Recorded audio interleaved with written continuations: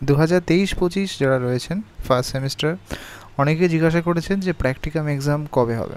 তো বলে রাখি, ইউজুয়ালি ফার্স্ট সেমিস্টারের ক্ষেত্রে যে প্র্যাকটিকাম এক্সাম অর্থাৎ পিপিটি প্রেজেন্টেশন, সেটা কিন্তু থিওরি এক্সামের 1 থেকে 2 সপ্তাহের মধ্যে হয়ে যায়। তাই অবশ্যই কিন্তু থিওরি এক্সাম যখন হয়ে যাবে, কলেজের সঙ্গে আপনারা যোগাযোগ রাখবেন। কলেজ থেকে একটা নির্দিষ্ট দিন দেওয়া হবে, 3-4 দিন। সব কলেজে যে একসঙ্গে হবে তা নয়, একটা নির্দিষ্ট দিন দেওয়া হবে।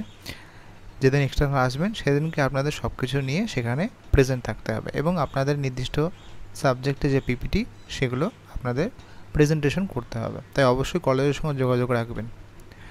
After theory exam, BEd 2022-24 fourth সেমিস্টারের এক্সাম কবে হবে এ নিয়ে অনেকে অপেক্ষা করছেন বা বলেছেন। তা আপনারা অবশ্যই জানেন যে কলেজে কিন্তু বিভিন্ন রকম সমস্যা চলছে, এবং এখন যে সমস্যাটা, সেই সমস্যাটা হলো আপনাদের টিচারের যে ভেরিফিকেশন সেই নিয়ে, অর্থাৎ টিচারের যে নোটিফিকেশন বা যোগ্যতা, এই সমস্ত নিয়ে যে বিভিন্ন রকম ভেরিফিকেশন হচ্ছে, এই সমস্ত নিয়ে কিন্তু ইউনিভার্সিটির একটা প্রসিডিওরের মধ্যে আছে, এবং ফার্স্ট সেমিস্টারের পরীক্ষা কিন্তু অনেকটা পিছিয়ে দিয়েছে 23শে জুলাই থেকে।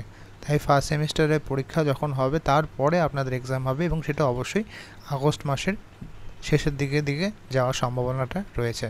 তাই অপেক্ষা করা ছাড়া আপাতত কিছু করা নেই, কারণ অবশ্যই বুঝতে পারছেন অ্যাফিলিয়েশনের সমস্যা এই বছর থেকে শুরু হয়েছে, এবং তার সঙ্গে আরেকটা সমস্যা হয়েছে, সেটা হলো টিচারের যে যোগ্যতা সেই নিয়ে কিন্তু অনেক জায়গায় প্রশ্ন উঠেছে।